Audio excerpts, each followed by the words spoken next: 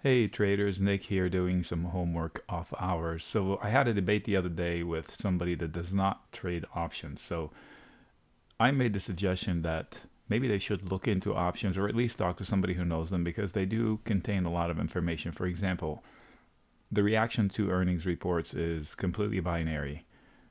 We can debate that with a whole video, but just you can go back and look that you cannot forecast the knee-jerk reaction to the earnings report based on the quality of the report. If that was the case, then companies like Apple would never have a negative reaction to their earnings because I couldn't remember when was the last time, for example, Apple or Google reported a crappy report. Yet it's less than 50% the reaction up to down. In fact, it's 1 in 7, I think, in Apple. Its last streak. Maybe, yeah, 1 in 7. Anyway, back to the point. So recently we had some earnings, and looking into the options, I shared with the members the direction and the levels that I saw just from reading the open interest and the volume that day. I'm going to run through maybe 3 of them. We'll see. So we have snow. My read, I said limited data, but there's slight upside pressure to 136. They reported they fell apart, and then look what happened the next day, 134. So although it was limited data, I would not have traded it, but this whatever I saw suggested an up move, and they lived up to it or close to it. Next we have Macys, a company that I don't trade, but I did look into it for people who do. I said it has upside pressure to 20, but a wall of resistance to go through. Guess what? They went through it. And then I said repeat the same comment near 21.7 and 24.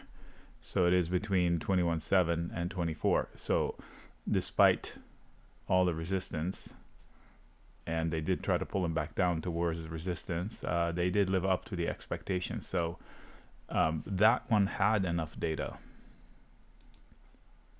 But again, the options data served us correctly into guessing the direction and almost the levels that are pertinent.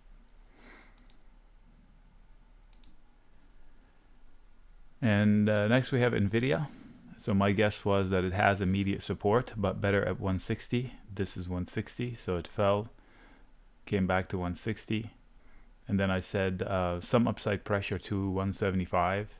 It rose to 180. Immediate resistance there, so it struggled to go through, and that there was a long shot scenario to 187.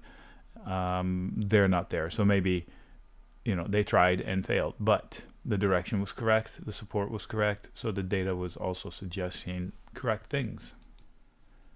BIDU, the data was thin. I probably would not have traded it because the data was not too conclusive, but it still showed some upside pressure to 132.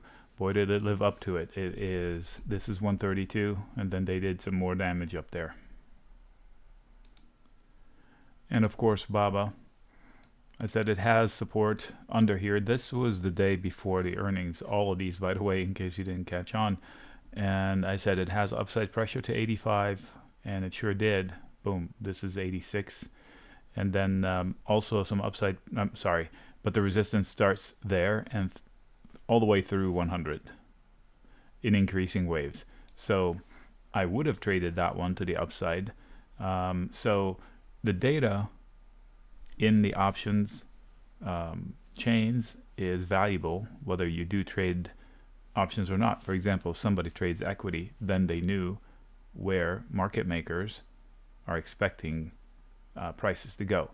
They sell things, and they probably can control prices to a degree. So you can rest assured they're going to take price to where it would suit them best, which is not to suit you.